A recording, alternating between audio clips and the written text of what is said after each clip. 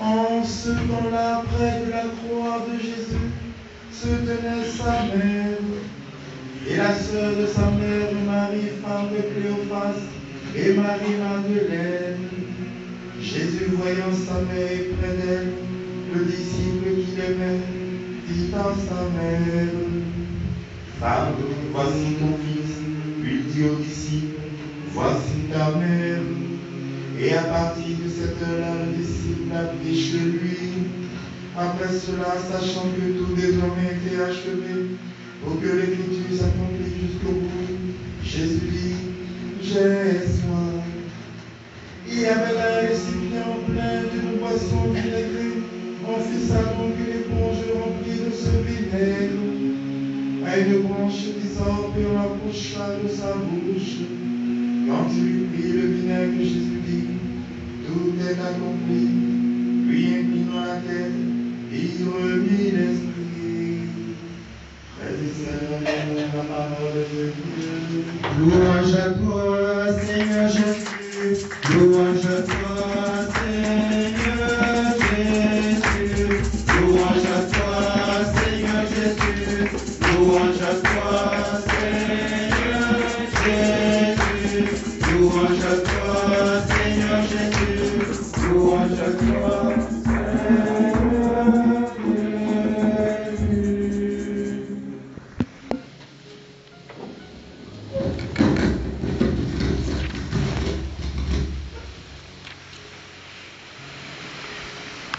Réjouis-toi Marie, pleine de grâce, le Seigneur est avec toi. Tu es bénie entre toutes les femmes et Jésus, le fruit de ton sein, est béni. Sainte Marie, Mère de Dieu, priez pour nous pauvres pécheurs, maintenant et à l'heure de notre mort. Amen. Frères et sœurs, nous sommes dans la mémoire de la Vierge Marie, mère de l'Église. Et il est important que nous puissions comprendre pourquoi l'Église est arrivée à proclamer la Vierge Marie, mère de l'Église. Aujourd'hui, nous avons cet évangile qui est le lieu officiel, le lieu légitime, le lieu scripturaire qui permet d'affirmer cette vérité et de la défendre. C'est vrai que l'évangile, à mon avis, est incomplet parce que normalement, je voulais qu'on aille jusqu'au transpercement du cœur. C'est le texte qu'on propose aujourd'hui, n'est-ce pas, pour cette mémoire, mais comme nos textes sont encore un petit peu anciens par rapport au nouveau qu'on attend, voilà. Parce que dans le transpercement du cœur, je voudrais montrer que c'est là où se dessine véritablement le lien, à mon avis, le lien intime qu'il y a dans la coopération du salut du monde entre Jésus et sa mère. C'est vrai qu'il y a un titre marial ou alors un dogme marial en préparation, que peut-être un jour ça va arriver, je le souhaite de tout mon cœur, c'est le dogme de la co-rédemption, Marie comme co-rédemptrice. Mais il faut bien comprendre, quand on parle de co-rédemption de la Vierge Marie, il ne s'agit pas de montrer que la rédemption du Christ est incomplète par rapport à la coopération de la Vierge Marie. Non.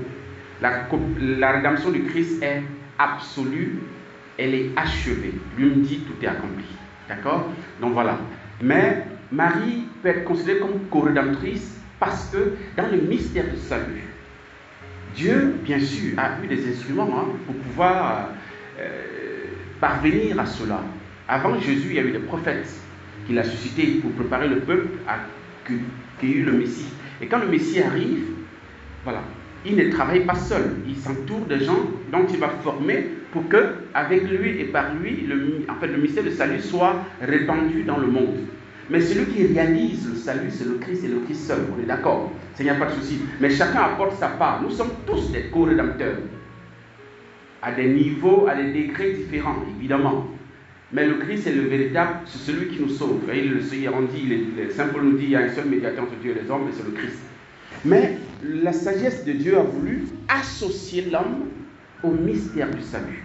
Et parmi tous les hommes, la première personne que Dieu a choisie, c'est la Vierge Marie. Donc il y a une coopération dans l'ordre du salut qui est particulière, qui est singulière, qui est irremplaçable.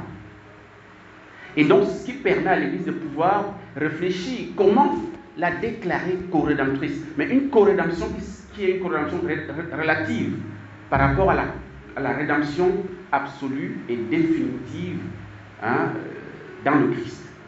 Alors, on voit dans le transpercement du cœur de Jésus, et ça qui est intéressant, et je le disais il n'y a pas longtemps, que lorsqu'on transperce le cœur de Jésus, c'est parce qu'il était déjà mort. Les crucifiés, à l'époque, on les crucifiait de manière qu'ils vivent longtemps, en fait, qu'ils restent longtemps sur la croix pour souffrir un peu plus. Parfois, ils faisaient des jours avant de mourir. C'était vraiment une mort à petit feu, avec toute la souffrance que cela génère. Or, le Christ, lui, il n'a pas attendu longtemps. Lui-même a remis l'esprit à son Père. Et il est mort. Et donc, les gens arrivent, on constate qu'il est mort. Puisqu'on brisait les pieds, ou bien les os, n'est-ce pas, les crucifiés, pour qu'il meure rapidement. On arrive chez lui, on trouve qu'il est déjà mort.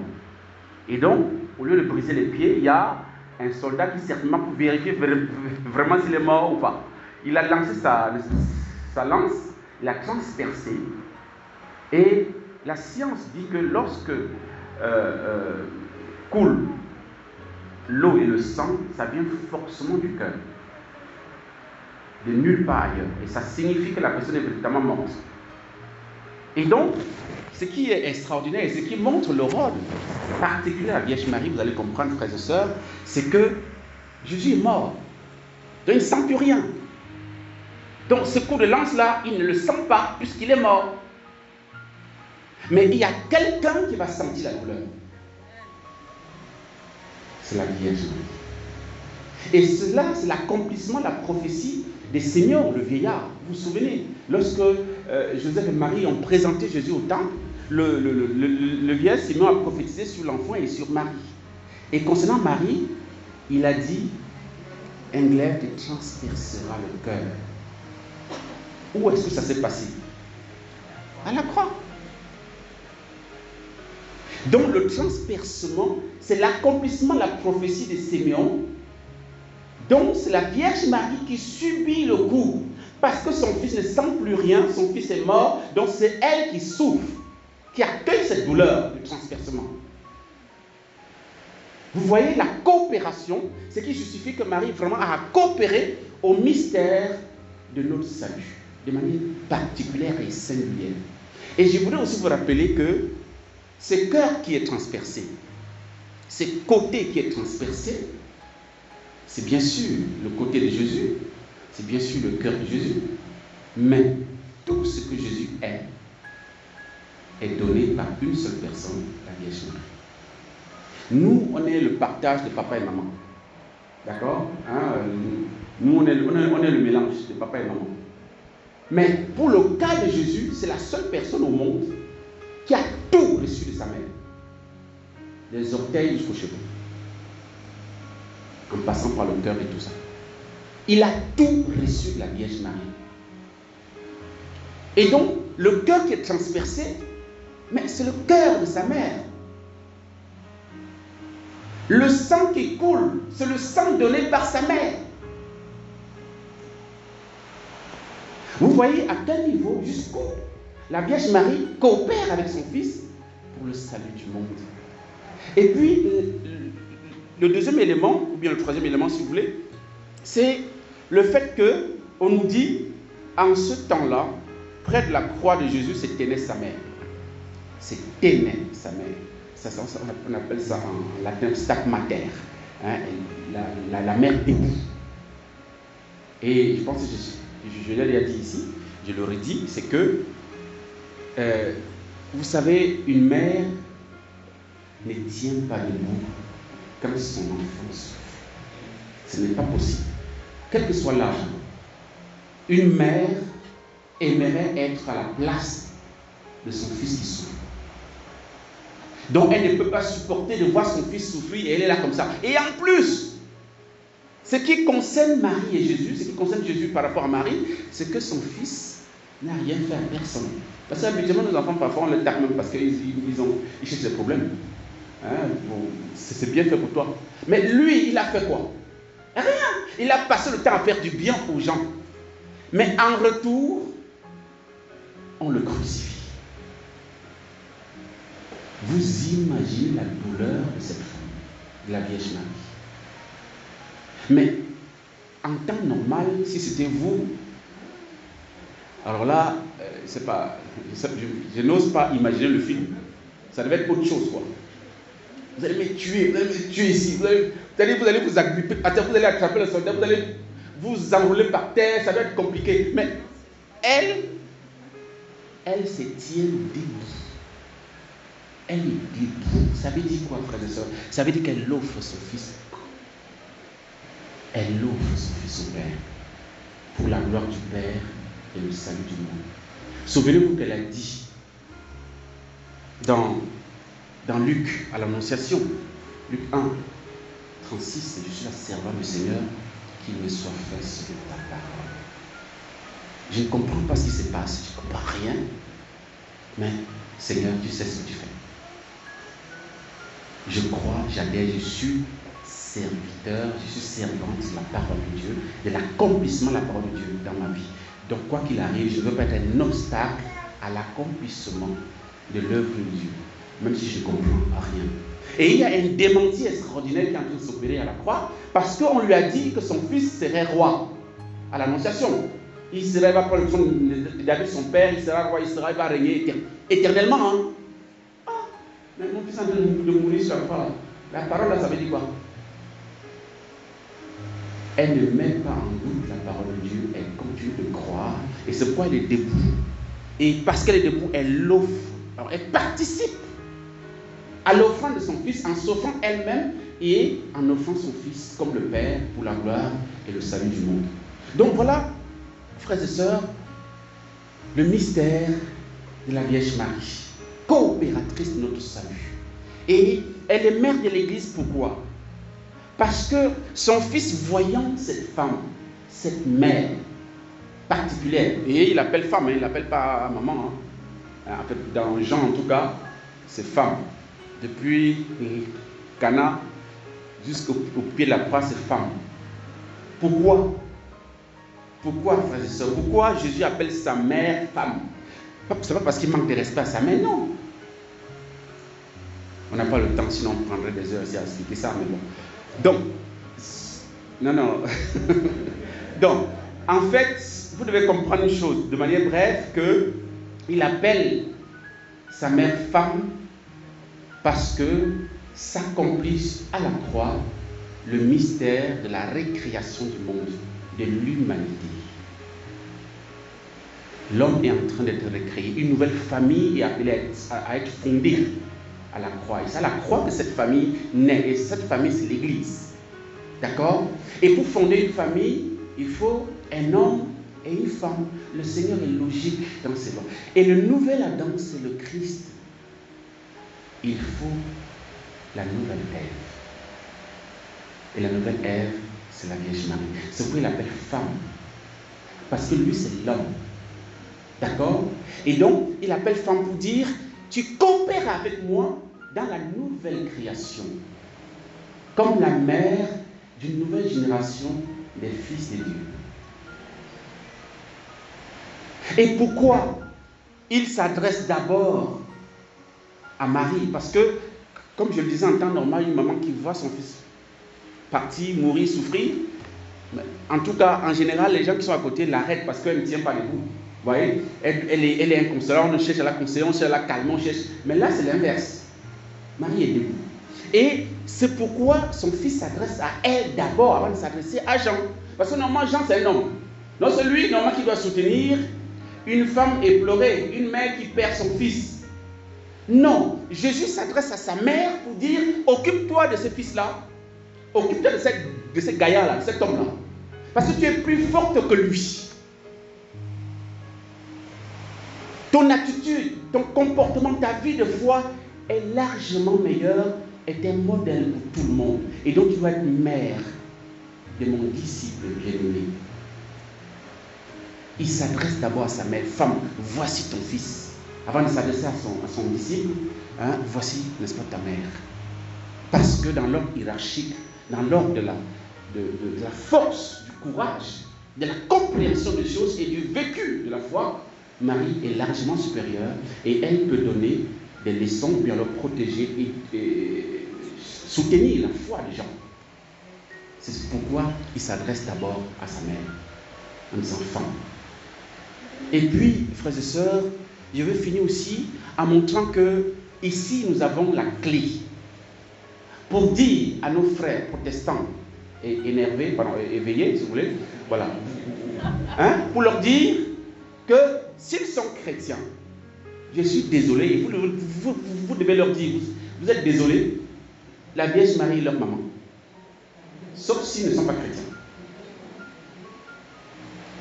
Parce que ici, Marie est donnée à qui pour mère? Je pose la question. À Jean? À l'humanité? Est-ce que c'est ce qui est écrit? Il est donné à qui? Pas à Jean. Ce n'est pas écrit. Je suis désolé. Ah. Je relis. Jésus, voyant sa mère et près d'elle le disciple qu'il aimait, il n'y a pas de nom. Non, pas à tous ceux qui aiment Jésus. À tous ceux dont Jésus aime. Le disciple que Jésus aimait. D'accord? Voilà. Et le chrétien est celui que Jésus aime, évidemment. Et Jésus aime même tout le monde, même ceux qui ne sont pas chrétiens. Donc Marie, en plus même d'être la mère des chrétiens, aime la mère de tout le monde. Et donc, si vos amis là, qui ne sont pas catholiques, qui méprisent la Vierge Marie, ou bien alors je ne sais pas quoi, vous leur dites, est-ce que tu es chrétien? Ok, donc Jésus t'aime. Ok, donc Marie est ta mère. C'est écrit, c'est biblique, on n'invente pas. Le disciple, et Jean a fait exprès dans son évangile de ne pas se citer, de ne pas se nommer, pour que tout le monde se reconnaisse dans le disciple que Jésus aime. Et donc, si Marie est donnée au disciple que Jésus aime, si tu fais partie, quelle que soit ton obédience, elle est ta mère.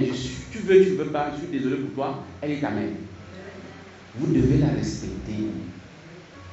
Frères et sœurs, vous avez une clé là pour fermer la bouche à ces gens. Et c'est biblique, comme ils aiment bien dire, c'est biblique. C'est biblique. C'est biblique. Voilà celle que nous fêtons. Et puis dans la première lecture, nous avons entendu, elle se retrouve au Cénacle avec l'Église primitive pour jouer son rôle de mère, déjà de manière concrète. Et on sait que Jean, on dit à partir de cette heure-là, le disciple a pris chez lui. Ici, Jean veut montrer qu'il a accueilli Marie. Et frères et sœurs, je finis par là parce que accueillir Marie, c'est la réponse qu'on peut donner à la parole de Dieu. C'est la réponse d'obéissance. Obéir à la parole de Jésus qui dit, c'est ta mère, il faut la prendre. Et je dois l'accueillir. L'accueillir, ça veut dire que j'adhère à la parole de Dieu. Je m'engage, et de manière libre, parce que je peux aller chez elle. Il n'y a pas de souci. Mais le mieux, c'est qu'elle vienne chez moi. Parce que chez moi, il y a beaucoup de désordre. Qui va me dire que sa vie est nickel, il n'y a pas de souci? Personne. Donc, en accueillant Marie chez vous, vous permettez à la Vierge Marie de faire le ménage. De vous aider à orienter à centrer votre vie dans toutes les dimensions possibles, à l'orienter vers son Fils. Il n'est jamais quitté ce chemin. Frères et sœurs, c'est ce que nous pouvons demander à la mère de l'Église, à notre mère, à tous, pour que nous demeurions toujours fidèles au Christ, parce qu'elle est l'assurance qu'avec elle, on est sur le bon chemin, on est en communion avec Jésus, notre Seigneur et notre Dieu. Amen.